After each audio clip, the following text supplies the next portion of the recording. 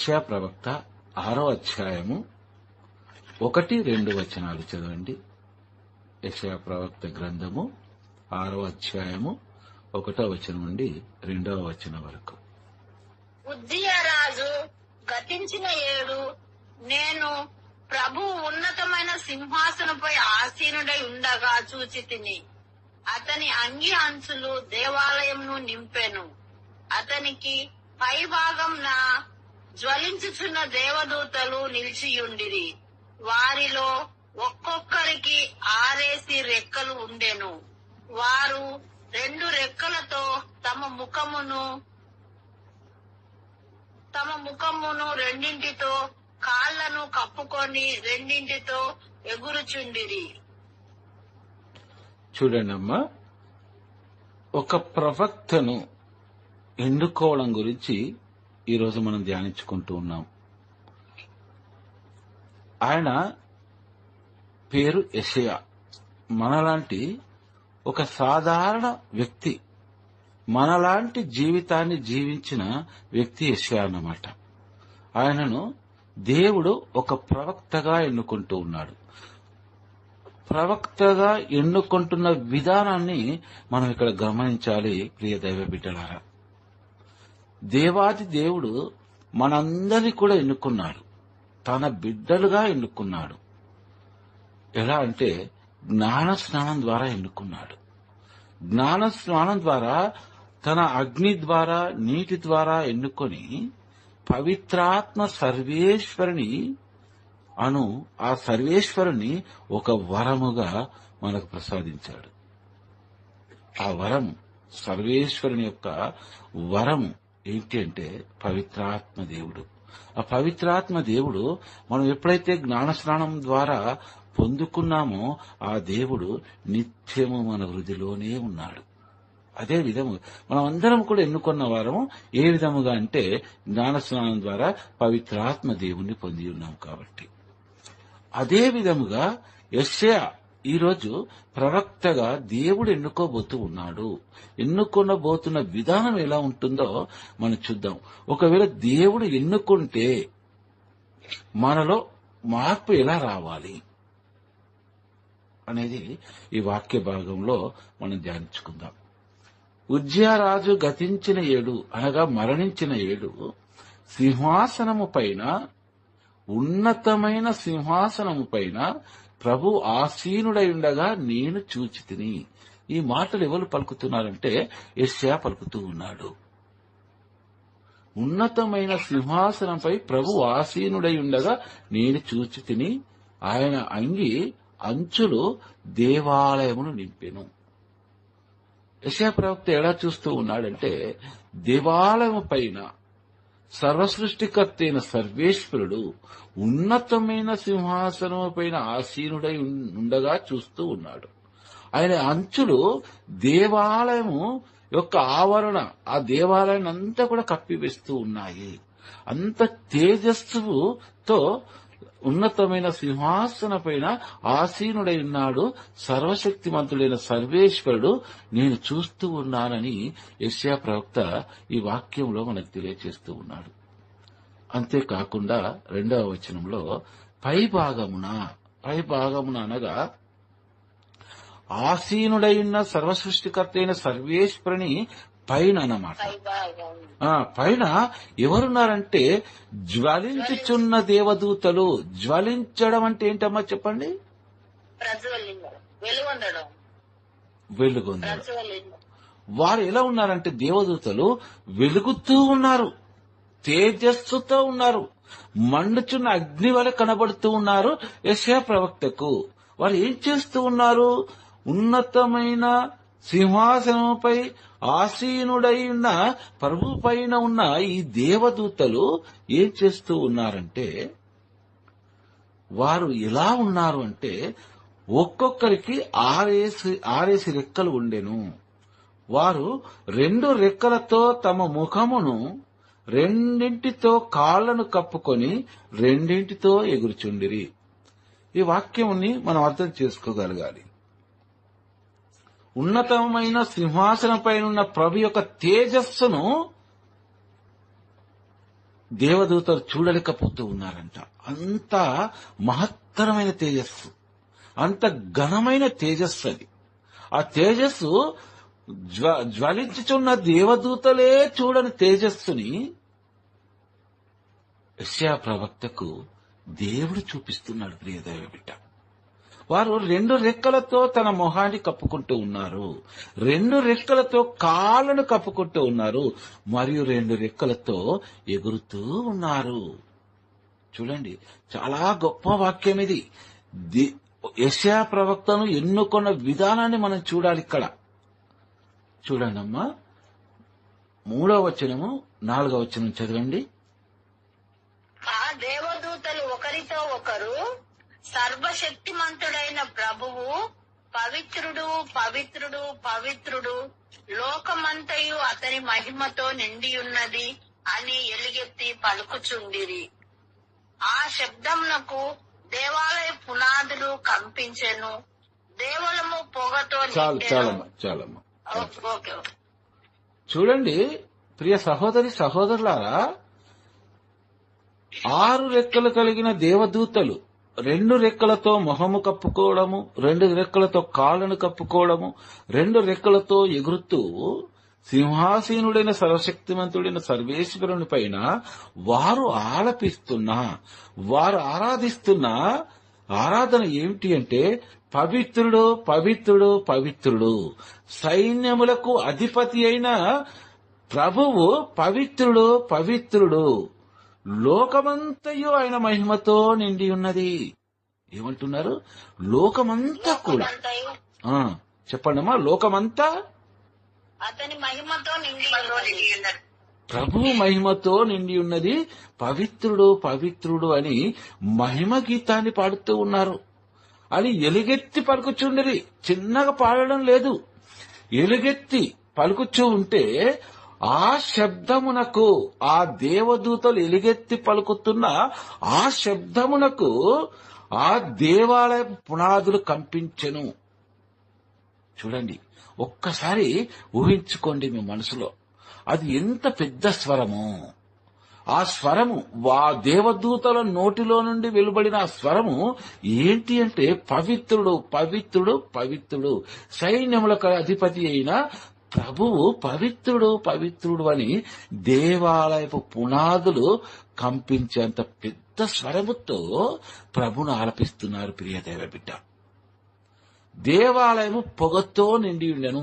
పొగ అంటే ఏంటమ్మా చెప్పండి? అంటే గురువులు వేస్తాడు కదా పీఠానికి, దాన్ని ఏమంటాం మనం? ధూపము. ఆ ఈ దేవదూతలు ఎప్పుడైతే దేవాలయపు పునాదులు కంపించేంత గంభీరముగా పవిత్రుడు, పవిత్రుడు అనే మహిమ గీతాన్ని ఆలపిస్తున్న సమయంలో ధూపం యొక్క పొగ దేవాలయం అంతా కూడా ఆవహించిందంట. ఒక్కసారి ఈ ఇమాజినేషన్ కళ్ళు మూసుకొని ఊహించండి, ఎంత ఘనంగా ఉంటుందో, ఎంత పవిత్రంగా ఉంటుందో.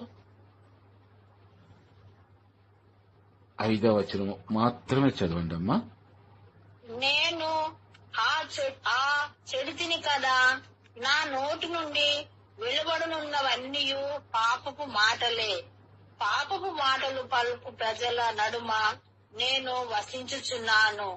సర్వశక్తిమంతుడైన రాజును నా కన్నులతో చూచితిని కదా అని అనుకొంటిని. ఇదంతా గమనిస్తున్న యెషయా ప్రవక్త అప్పుడు మాట్లాడుతూ ఉన్నాడు. ఏమంటున్నాడు? హా అనే మాట చిన్న పదం కాదు ప్రియ దైవబిడ్డ, గుండెలో నుంచి వచ్చే మాట, హృదయములో నుంచి హృదయము విలపించు మాట. ఒక వ్యక్తికి సర్వము కోల్పోయినప్పుడు హృదయాన్ని పట్టుకొని ఏడుస్తూ నా పని అయిపోయింది అంటాం కదా మనము. అంత వేదనతో కూడిన మాట. యెషయా ప్రవక్త అంటున్నాడు, చెడితిని గదా. ఏం చెడిపోయాడు యెషయా ప్రవక్త?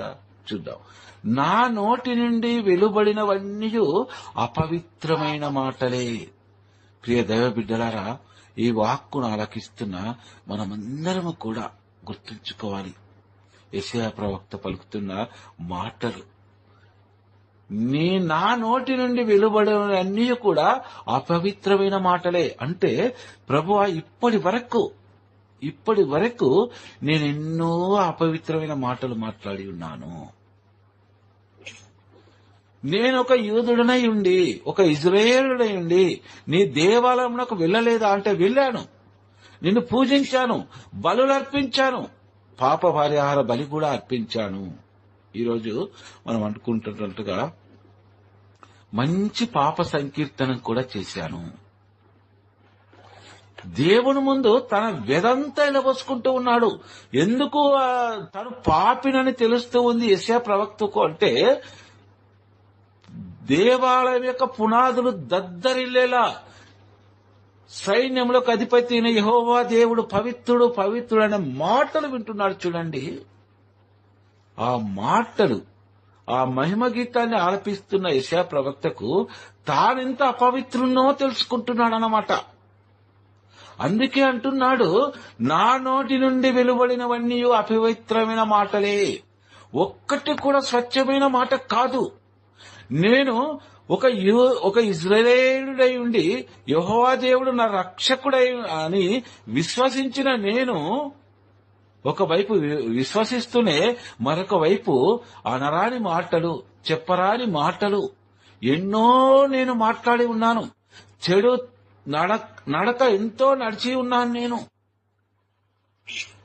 అని, ఆ చెడితిని కదా ప్రభు అని తాను తన హృదయాన్ని పట్టుకొని దేవుని సన్నిధిలో మోకలిరుతున్నాడు. ప్రియదైవ బిడ్డ, అమ్మ అర్థమవుతుందా మీకు వాక్యము? ఇంకేమంటున్నాడో వినండి. అపవిత్రమైన మాటలు పలుకు ప్రజల నడుమ నేను వసించుచున్నాను. ఒక్కరు కూడా పవిత్రులు లేరు తండ్రి, ప్రతి ఒక్కరు అపవిత్రులే. నేను కూడా అపవిత్రుణ్ణి, నాతో పాటు వసించేవారు అందరూ అపవిత్రులే. కాని ఎంతో పవిత్రమైన వారిలా నీ ఆలయానికి వస్తున్నారు. నీకు ఏ కానుకలైతే సమర్పించాలో ఆ కానుకలు సమర్పిస్తున్నారు, ఏ బలులైతే అర్పిస్తున్నారో ఆ బలులు అర్పిస్తూ ఉన్నారు, అన్ని దైవ కార్యాలు చేస్తూ ఉన్నారు. కానీ వారి చెడు నడవడికను మార్చుకోవట్లేదు. వారి యొక్క అపవిత్రమైన మాటల నుండి వారు ఆ మాటలను వదులుకోవట్లేదు. ఒక్క ఊరలో 2 కత్తులను దూరుస్తూ ఉన్నారు. ఒక చిన్న కాలువలో పవిత్రమైన నీరు, మురికి నీరు ప్రవహిస్తూ ఉన్నట్టుగా ప్రతి ఒక్కరున్నారు. ప్రభువా, నేను అపరిశుద్ధుడను, నేను అపవిత్రుడను, నాతో ఉన్నవారు కూడా అపవిత్రులే. చూడండి ప్రియ దైవ బిడ్డలారా, చాలా సంవత్సరాల క్రితం రాయబడిన వాక్యాలు, దేవుని వాక్యాలు. ఈరోజు మనము జీవిస్తున్న జీవిత విధానాన్ని మార్చుకోమని మనకు హెచ్చరిస్తూ తెలియచేస్తున్న దేవుని మాటలు. ప్రియ దైవ బిడ్డ, ఈ మాటలను మనం ఈరోజు ఆలకిస్తున్నాము. మనము యెషయా ప్రవక్త పలుకుతున్న విధముగా మనము జీవిస్తున్నామా? యెషయా ప్రవక్త అంటున్నట్టుగా ఆ చెడితిని ప్రభువా అని మనం విలపించగలుగుతూ ఉన్నామా? ఒక్కసారి ఆలోచించుకుందాం ప్రియ దైవ బిడ్డ. చూడండి, రాజును సైన్యములకు అధిపతి అయిన ప్రభువును నా కన్నులతో చూచితిని కదా. అమ్మ వాక్యం చదివినప్పుడు మూట ఆన్ చేయండి అమ్మా, మిగతా టైంలో ఆఫ్ చేయండి దయచేసి, ప్లీజ్ ఏమనుకోద్దమ్మా. రాజును సైన్యములకు అధిపతి అయిన ప్రభును నా కన్నులతో చూచితిని కదా. ప్రియ దైవ బిడ్డలారా, ఈ వాక్యాన్ని మనం అందరం ధ్యానించాలి. మనమందరము కూడా ఈ రోజు మనం కన్నులతో చూసి ఉన్నాం. ఆ రోజు యెషయా ప్రవక్త భౌతికంగా చూడొచ్చు, ఈరోజు మనము ఆధ్యాత్మికంగా చూస్తూ ఉన్నాము. యేసు ప్రభు అన్నాడు, నన్ను నమ్మి విశ్వసించు వారి కంటేనూ నన్ను నమ్మక విశ్వసించు వారు ధన్యులు అన్నాడు తోమాతో. ఎలా మనం చూశాము యేసు ప్రభుని అంటే ఆయన జననము, ఆయన శ్రమలను, ఆయన మరణమును, ఆయన పునరుత్థానమును అన్నీ కూడా మనం ఈరోజు నమ్మి విశ్వసించి క్రైస్తవ బిడ్డలుగా జీవిస్తూ ఉన్నాం. ఆనాడు యెషయా ప్రవక్త యెహోవా దేవుని ఎలా చూస్తూ ఉన్నాడో ఈరోజు క్రైస్తవులము అని పిలువబడుతున్న మనమందరము కూడా ఆ దేవాది దేవుని యెషయా ప్రవక్తలా చూస్తూ ఉన్నాం. ప్రియ దైవ బిడ్డ,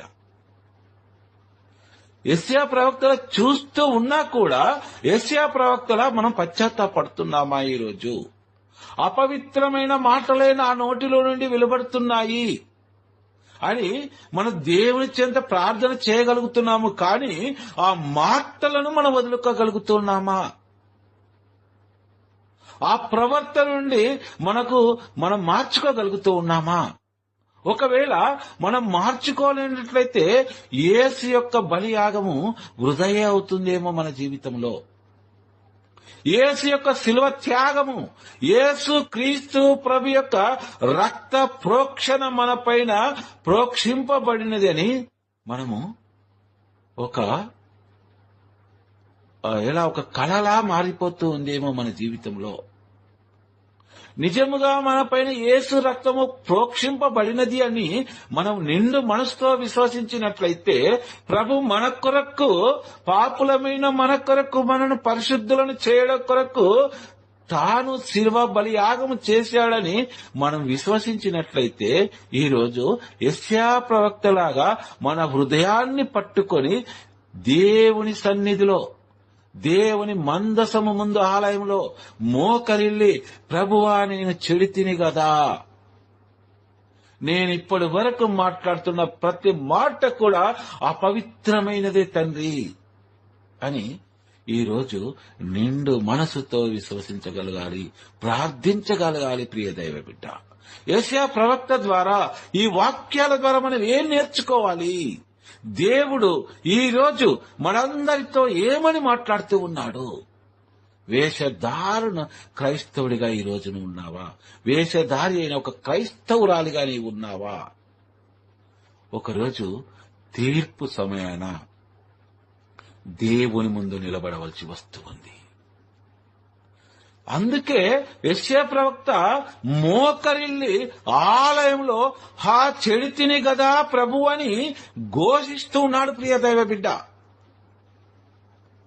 ప్రియ సహోదరి సహోదరులారా, మనలో మార్పు రానట్లయితే, మన చెడు జీవితాన్ని వదులుకోనట్లయితే, మనం ఎన్ని దివ్య బలి పూజలు సమర్పించినను, ఎన్ని మంచి పాప సంకీర్తనం చేసినను అది కేవలం మన భ్రమనే అవుతుంది అని ఈ వాక్యం ద్వారా మనం తెలుసుకోవాలి. సోదరి సోదరులారా,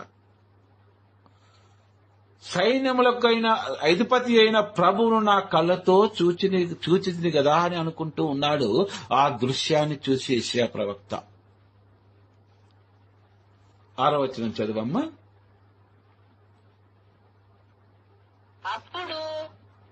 అప్పుడు ఒక దేవదూత నా చెంతకు ఎగిరి వచ్చెను. అతడు మండుచున్న నిప్పు కణికను పీఠము మీద నుండి పట్టు కారుతో తీసి చేతబట్టుకొని వచ్చెను. 7వ వచనం కూడా చదవండి.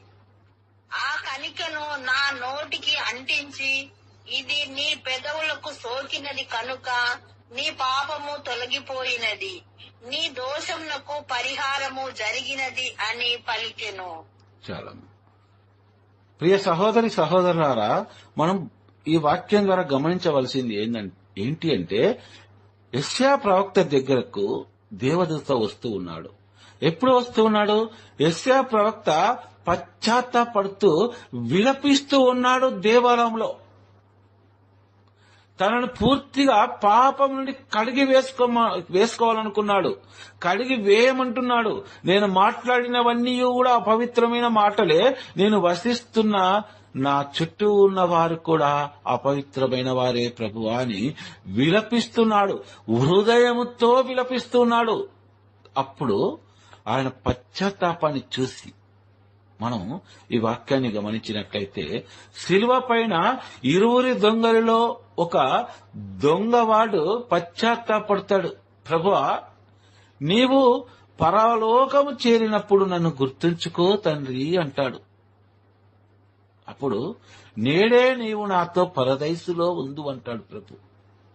అదే విధంగా ఈ వాక్యాన్ని మనం కంపేర్ చేసుకుంటే, యెషయా ప్రవక్త పశ్చాత్తాపడుతూ ఉన్నాడు. తన పాప జీవితాన్ని తలుచుకుని దుఃఖిస్తూ ఉన్నాడు. అది చూసిన దేవదూత, అప్పుడు ఒక దేవదూత యెషయా ప్రవక్త చెంతకు ఎగిరి వస్తూ ఉంది. ఎగిరి వస్తూ ఆ దేవదూత ఏం తీసుకొని వస్తూ ఉన్నాడంటే, మండుచున్న నిప్పు కణికను పీఠము మీది నుండి పట్టుకాలుతో తీసి చేత పట్టుకుని వచ్చెను. చూడండి ప్రియ సహోదరి సహోదరులారా, ఒక దేవదూత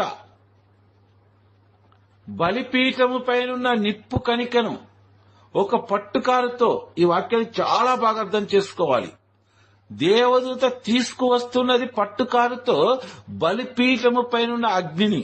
ఆ అగ్ని దైవ వాక్కు. ఆ వాక్కును ముట్టుకోవడానికి కూడా దేవదూతకు అక్కడి వరకు అర్హత లేదు. ప్రియ దైవ బిడ్డ, ఏం చేస్తూ ఉన్నాడు దేవదూత? పట్టుకారుతో పట్టుకుంటూ ఉన్నాడు. వాక్యాన్ని చాలా బాగా అర్థం చేసుకోవాలి. ఆ పట్టుకారుతో పట్టుకున్న ఆ యొక్క నిప్పు కణికను పీఠం మీద నుండి తీసుకుని వచ్చి చేత పట్టుకొని యెషయా ప్రవక్త దగ్గరికి వస్తూ ఉన్నాడు. చూడండి, యెషయా ప్రవక్తను ఒక ప్రవక్తగా ఎన్నుకొను విధానం చాలా గొప్పది. ప్రవక్తలలో మీరు చూసినట్లయితే బైబిల్ గ్రంథంలో యెషయా ప్రవక్తను ఎన్నుకొన్న విధానము అన్నిటికంటే కూడాను ఎంతో పవిత్రంగా ఉంటూ ఉంది. ఆ కణికను నా నోటికి అంటించి, యెషయా ప్రవక్త పలుకుతున్న మాటలు అన్నమాట ఇవి. ఇది నీ పెదవులకు సోకినది. యెషయా ప్రవక్త నోటికి పట్టుకారుతో పట్టుకొచ్చిన నిప్పు కణికను దేవదూత యెషయా ప్రవక్త పెదాలకు అంటిస్తూ ఉంది. అది దేవుని వాక్కు. దేవుని వాక్కు యెషయా ప్రవక్తను ఏం చేస్తుందో చూద్దాం ముందు. కనుక ఏమంటూ ఉన్నది? నీ పాపము తొలగిపోయినది, నీ దోషమునకు పరిహారము జరిగినది. ఒకసారి చెప్పండి అమ్మా, నేను నా తర్వాత మీరు చెప్పండి. నీ పాపము తొలగిపోయినది, దోషమునకు పరిహారము జరిగినది. నడుమ ఉన్నాను, అపరిశుద్ధుల నడుమ జీవిస్తున్నాను, అపరిశుద్ధత నడక నడిచాను, నేను అపరిశుద్ధుడను అని ఎప్పుడైతే పశ్చాత్తాపడ్డాడో, దైవ సన్నిధిలో కన్నీరు కార్చాడో, హృదయము ద్రవించి రోధించిందనమాట దైవ సన్నిధిలో.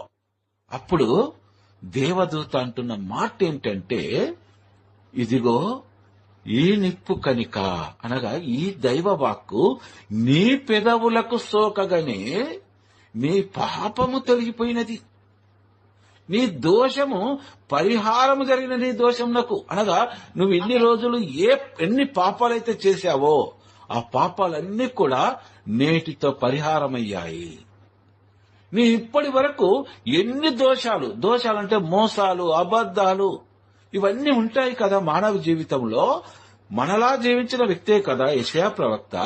కాబట్టి ఏమంటున్నాడు దేవదూత అంటే, అవన్నీ కూడా నీ దోషమన్నీ కూడా పాప పరిహారం, ప్రతి దోషములకు పాప పరిహారం జరిగినది. ప్రియ దైవ బిడ్డ, ఈ వాక్కును మన జీవితాంతం వరకు మనం గుర్తుంచుకోవాలి. జీవిత అంతము వరకు ఈ వాక్కును మనం గుర్తుంచుకోవాలి. ప్రియ దైవ బిడ్డ, 8వ వచనంలో చదువమ్మా. అప్పుడు ప్రభువు, నేనెవరిని పంపుదును, మన దూతగా ఎవడు పోవును అని పలుకుచుండగా నేను వింటిని. నేనున్నాను కదా, నన్ను పంపుడు అని అంటిని. చాలా ఆ రోజుకి యెషయా ప్రవక్త నిప్పు కణిక ద్వారా దైవ వాక్కును అందుకున్న యెషయా ప్రవక్త ఆ వాక్కు లోనికి వెళ్ళగానే, ఆ వాక్కు కణిక అనే వాక్కు లోనికి వెళ్ళగానే తను మొత్తము కూడా తనలో ఉన్న చెడంతా కూడా ఆ అగ్ని అనగా ఆ వాక్కు దహించింది. ప్రియ దైవ బిడ్డ, అందుకే ఇర్మియా ప్రవక్త అంటాడు ఇర్మియా గ్రంథంలో, ప్రభువా నీ వాక్కు నా హృదయాంతరంగంలో అగ్ని వలె మండిచున్నది అంటాడు ఇర్మియా ప్రవక్త. ఆ దైవ వాక్కు అగ్ని వలె మన హృదయంలో ఎప్పుడు మండుతూ ఉందంటే, ప్రియ సోదరులారా, దేవుని చిత్తానికి మనం పూర్తిగా తల వంచినప్పుడు, దేవుని చిత్తము మన జీవితంలో పూర్తిగా నెరవేరాలని మనం ఆశించి విశ్వసించి ప్రార్థించినప్పుడు, ప్రియ దైవ బిడ్డ, అప్పుడు ఆ వాక్కు మన హృదయాంతరంగంలోనికి వెళ్లి మన చెడునంతా దహించి వేస్తూ ఉందంట. ఇప్పుడు యెషయా ప్రవక్త ఎలా ఉన్నాడు అంటే, దైవ వాక్కును అందుకున్న యెషయా ప్రవక్త ఎలా ఉన్నాడంటే పరిశుద్ధుడై ఉన్నాడు. పవిత్రుడు పవిత్రుడు అని సింహాసీనుడైన సర్వ సృష్టికర్త అయిన సర్వేశ్వరునికి మహిమ గీతాన్ని ఆలపించిన యెషయా ప్రవక్త ఇప్పుడు ఎలా ఉన్నాడు అంటే పరిశుద్ధుడుగా ఉన్నాడు. ఎలా పరిశుద్ధుడు అయ్యాడంటే, దైవ వాక్కు అనే ఆ అగ్ని కణిక తన పెదాలను సోకింది కాబట్టి. ప్రియ దైవ బిడ్డలారా, ఈరోజు దైవ వాక్కు ఈరోజు మనం భుజిస్తూ ఉన్నాము. ఆదిలో వాక్కు ఉండెను, ఆ వాక్కు దేవుని యొద్ద ఉండెను, ఆ వాక్కు దేవుడై ఉండెను, ఆ వాక్కే మానవ రూపి అయిన క్రీస్తు మన చింతకొచ్చెను. ఆ వాక్కే మానవ రూపి అయిన క్రీస్తు ప్రభు మన పాప పరిహారార్థమై శిలువ పైన బలియాగమయ్యెను. మన కొరకు 3వ నాడు పునరుత్థానుడయ్యెను. కడరావిందు సమయాన ప్రభు అంటున్న మాట ఏంటంటే, ఇదిగో నా శరీరము, ఇదిగో నా రక్తము, దీనిని జ్ఞాపకార్థముగా చేయుడు అంటున్నాడు. ప్రియ సహోదరి సహోదరులారా, ఆ రోజు యెషయా ప్రవక్త దైవ వాక్కును స్వీకరించాడు. కానీ ఈరోజు మనము అప్పరస రూపంలో మనము దేవుణ్ణే స్వీకరిస్తూ ఉన్నాము. సాక్షాత్తు మన రక్షకుడైన ప్రభువునే మనలోనికి స్వీకరిస్తూ ఉన్నాము. ఆయన శరీర రక్తాలను అప్పరస రూపంలో స్వీకరిస్తూ ఉన్నాము. మరి ఈ రోజు మనం ఎంత పరిశుద్ధమై ఉండాలి? దేవుడు మనందరినీ అడుగుతున్న ప్రశ్న ఇది. ఒక్కసారి ఆలోచించుకుందాం. యెషయా ప్రవక్తలో ఉన్న పశ్చాత్తాపం ఈరోజు మనలో ఉందా? యెషయా ప్రవక్త పశ్చాత్తాపడితేనే దైవ వాక్కును స్వీకరించాడే. ఈ రోజు పాపమైన మన కొరకు తన త్యాగం చేసి మనకు జీవాహారముగా మారి అప్పరూప రస రూపంలో మనమైనను భుజిస్తున్నామే. మనలో ఎంతవరకు పశ్చాత్తాపం ఉంది? దేవుడు ఈరోజు ప్రతి ఒక్కరిని అడుగుతున్న ప్రశ్న అది. యేసుక్రీస్తు పునరుత్థాన కాలంలో ఉన్నాం. ఇప్పుడు మనం ఈరోజు ఆయన ఎందుకు ప్రాణత్యాగం చేశాడు? ఎవరి కోసం చేశాడు? పాపినైనా నా కోసమే కదా. ప్రియ దైవ బిడ్డ, యెషయా ప్రవక్తలాగా పశ్చాత్తాప పడపోతే ఆయన యేసుక్రీస్తు ప్రోక్షించిన రక్తము మన పైన పడనట్లే. అందుకే మనము యెషయా ప్రవక్తలాగా మనం పశ్చాత్తాప పడతలేమేమో. వాక్యం ఏం మాట్లాడుతుంది? వాక్యం అనగా దేవుడే స్వయముగా మనతో ఏమని మాట్లాడుతున్నాడో మనం హృదయాంతరంగం ద్వారా ఆలకించాలి. ప్రియ దైవ బిడ్డ, ఈరోజు మనం చాలా మంది గొప్ప గొప్ప ప్లేస్కి వెళ్తూ ఉన్నాం, ఎంతో సమయాన్ని వెచ్చిస్తూ ఉన్నాం, దేవుని ఆశీర్వాదాలను పొందుకుంటూ ఉన్నాం, తిరిగి వస్తూ ఉన్నాం. దేవుడు మనల్ని అడుగుతూ ఉన్నాడు ఈరోజు, నిజమైన పశ్చాత్తాపం నీలో ఉందా? దేవుడు మన పాపి అయి ఉండి కూడా ఇప్పటి వరకు కూడా మన జీవితాల్లో తాను అద్భుతాలు చేస్తూ ఉన్నాడంటే, తండ్రిలా తల్లిలా మనల్ని ప్రేమిస్తూ మనలో ఇంకా మారు మనసు మనం పొందడం కొరకే. ప్రియ దైవ బిడ్డ, దేవుడు గొప్పవాడు అంటున్నాం, మన జీవితంలో ఎనలేని మేలు చేశాడని మనం సాక్ష్యాలు పలుకుతూ ఉన్నాము. కానీ నువ్వు నేను ఈరోజు మన వైపు చూస్తున్న దేవునితో సూటిగా మాట్లాడగలమా? ప్రభువా, యెషయా ప్రవక్తలా నేను పశ్చాత్తాపడుతూ ఉన్నాను, ఇక ఈ పాప జీవితం నాకొద్దు, నీ పవిత్రమైన మాటలే నాకు కావాలి, వాటిలే నేను ఆలకిస్తాను ప్రభువా అని మనం ప్రార్థించగలుగుతూ ఉన్నామా? రేపటి రోజున క్రీస్తు శరీర రక్తాన్ని మనము జీవాహారముగా భుజించే సమయం. ఆనాడు కేవలం యెషయా ప్రవక్త దైవ వాక్కు అగ్ని రూపంలో స్వీకరించాడు. కానీ ఈరోజు మనం దైవాన్ని స్వీకరించబోతున్నాం. మనం ఎంతమందిని తెలుసుకోగలుగుతున్నాం ప్రియ దైవ బిడ్డ? ఒక్కసారి ఆత్మ పరిశీలన చేసుకుందాం. దేవుడికి మనం సమాధానం చెప్పేవారిగా ఉండాలి. తీర్పు సమయాన మనం దోషిగా నిలబడే వారముగా ఉండొద్దు. ప్రభువా, నీ చిత్త ప్రకారం జీవించు ధన్యతను నాకు ప్రసాదించు తండ్రి. నాకున్న ఈ సమస్యలు, వ్యాధులు, బాధలు, ఇబ్బందులు, ఈ లోకంలో ఊబిలాంటి ఈ లోకంలో తండ్రి నేను కొట్టమిట్లాడుతూ ఉన్నాను. ప్రభువా, ఒక్కసారి నా వైపు చూడు తండ్రి. నా ప్రార్థన ఆలకించు ప్రభువా. యెషయా ప్రవక్త నువ్వు తాకినట్లు ఒక్కసారి నీ వాక్కుతో నన్ను తాకుము తండ్రి అని ప్రార్థించు దైవ బిడ్డ. ఈ చెవితో విని ఈ చెవితో వదిలేస్తున్న వారెంతమంది ఉన్నారు దైవ వాక్కుని. వడకాలకు వెళ్తూ ఉన్నాం, మనం మహాసభలకు వెళ్తూ ఉన్నాం, ఉపవాస ప్రార్థనలకు వెళ్తూ ఉన్నాం. చాలా మంచిది, దైవ చిత్తాన్ని నెరవేర్చాలని అనుదినము ప్రయాసపడుతూ ఉన్నాం. కానీ ఒక చెవితో విని మరి ఒక చెవితో వదిలివేసేవారెంతమంది. ఈరోజు ఆయననే మనం స్వయంగా స్వీకరిస్తున్నాం. మరి అలాంటప్పుడు అశ్రద్ధగా దేవుని వాక్కును ఆలకించవచ్చా?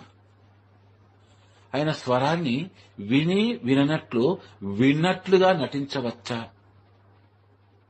ప్రియ దైవ బిడ్డ, నేటి సమాజంలో ఉన్నాం మనం. మనకంటే పాపులు, హీనులు, అపవిత్రమైన సమాజంలో ఉన్నాడు యెషయా ప్రవక్త అలాంటి కాలంలో. ఆయన ఈరోజు మనం ప్రతి ఆదివారం కూడా మహిమ గీతాన్ని పాడుతూ ఉన్నాం, పవిత్రుడు పవిత్రుడు అని.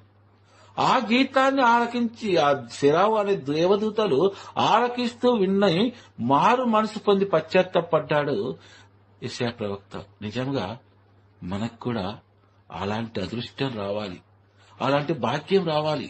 మనం దీనులం, హీనులం, పాపులము. ప్రభువా, నీవు నా వైపు చూడు తండ్రి అని ప్రార్థించు. ఉత్తమ మనస్తాప ప్రార్థన చేస్తూ ఉన్నాము. ఇది నా తప్పు, నా తప్పు అని మన హృదయాలను బాదుకుంటూ ఉన్నాం. నిజంగా పశ్చాత్తాపంతోటే బాదుకుంటున్నామా ప్రియ దైవ బిడ్డ? లేదా ఏదో ప్రార్థన చెప్పాలి కాబట్టి, చేయాలి కాబట్టి అని చేస్తూ ఉన్నామా? దేవుడు ఇవన్నీ కూడా మనల్ని అడుగుతున్న ప్రశ్నలు. మన జీవితాలలో ఏదైనా తప్పులు తప్పిదాలు చేసి ఉన్నట్లయితే రేపటి రోజున దివ్య బలి పూజకు వెళ్ళు సిద్ధమవు రోజున మనమన్నీ కూడా మన తప్పిదాలన్నీ కూడా దైవ సన్నిధిలో ఒప్పుకుంటే ఆ దేవాది దేవుడు మనల్ని ఎంతగానో దీవించి ఆశీర్వదిస్తాడని సర్వసృష్టికర్త అయిన సర్వేశ్వర, మా రక్షకుడు అయిన తండ్రి, మీరే మాకు జ్ఞానము, బలము, శక్తి, దైవము, ధైర్యము తండ్రి. ప్రభువా, ఈ లోకంలో జీవిస్తున్న మేము చుట్టూ ఉన్న ఈ పాపపు లోకాన్ని చూసి తండ్రి, పాపంలో పడిపోతున్న సమయాన తండ్రి, ప్రభా నీవే మమ్మల్ని ఆదుకోమని వేడుకుంటున్నాము తండ్రి. మా రక్షకుడా, మాలో పవిత్రాత్మ శక్తిని నింపి తండ్రి, నీ వాక్కు చిత్త ప్రకారం మేము జీవించే విధముగా తండ్రి మాపై దయా కనికరాన్ని చూపు తండ్రి. ప్రభా, మా గృహాలను దర్శించు, మాకు మంచి శాంతి సమాధానించు తండ్రి.